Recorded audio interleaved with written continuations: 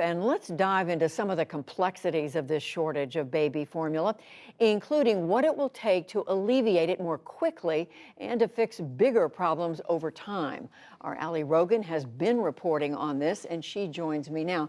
Allie, you have been looking at this for quite some time, and you're reminding us that there's a bigger context here. So remind us about that. That's exactly right. Across the industry, people have been telling me today that the measures the White House introduced, they can't hurt, but they're not really things that are going to address the core issues here. A lot of these companies, they haven't had issues obtaining those raw materials that Brian Deese was talking about, materials and ingredients. And as Deese said, it's a proactive measure. It's meant to ensure that companies that have ramped up production can sustain those levels of production without any interruption. The same can be said for these flights that the White House has introduced. Industry representatives say that this isn't a chief driver of the crisis, but again, it can't hurt. For example, a spokesman for Abbott Labs today tells me that they've already had emergency airlifts of their product from an FDA-approved facility in Ireland, but they say that, of course, they welcome any measures that might be able to cut down on transfer time.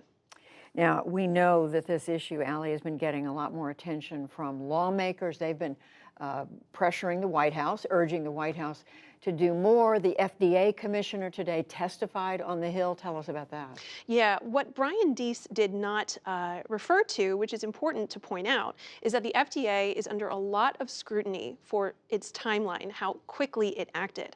There was a whistleblower report that came out in October of 2021. The FDA did not interview that whistleblower until December. And then they did not do an inspection of that Sturgis, Michigan facility that was the nature of the whistleblower complaint until January. So there are a lot of questions about that timeline.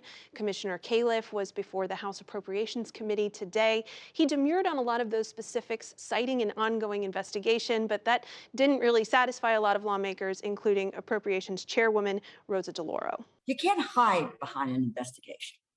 We need answers. We need them now. I know we have an oversight hearing next week, and we'll be prepared to go into much more detail at that point. As I've said, we could do better than we did. You have an oversight committee next week. You're before the committee that funds what you do. Yeah. So this information is relevant to this subcommittee of appropriations. Well, I appreciate what you're saying, that the investigation is not completed yet, and so I'm not in a position to answer specifics like that.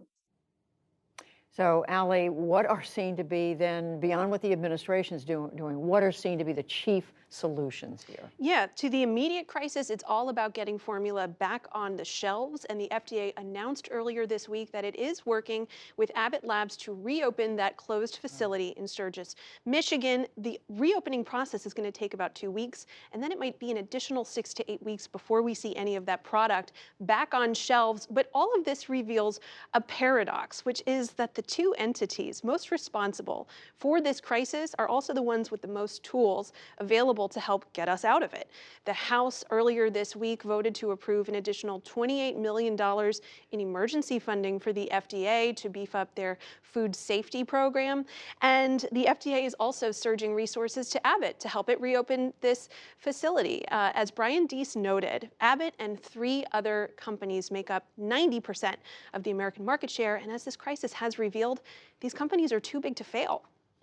And you were telling us, Allie, there are also seen to be longer-term solutions that need to be addressed, that need to be looked at. Yeah, this is really forcing an industry-wide reckoning. Brian Deese talked about increasing competitions, and legislators also addressed a very important part of this, which is federal funding for low-income infant nutrition, which actually covers about 50% of all American infants. It's a program known as WIC.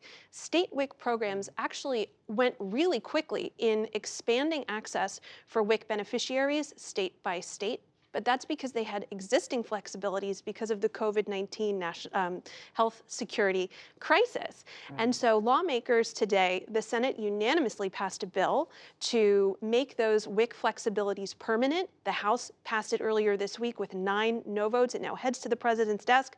Of course, the scrutiny of the FDA is also going to continue. Commissioner Califf, as well as executives from 3 of those 4 formula companies, back on the Hill next week. Judy, they're going to be testifying before the House Energy and Commerce Committee next Wednesday.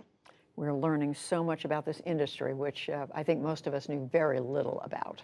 Absolutely. Ali Rogan, thank you very much. Thank you.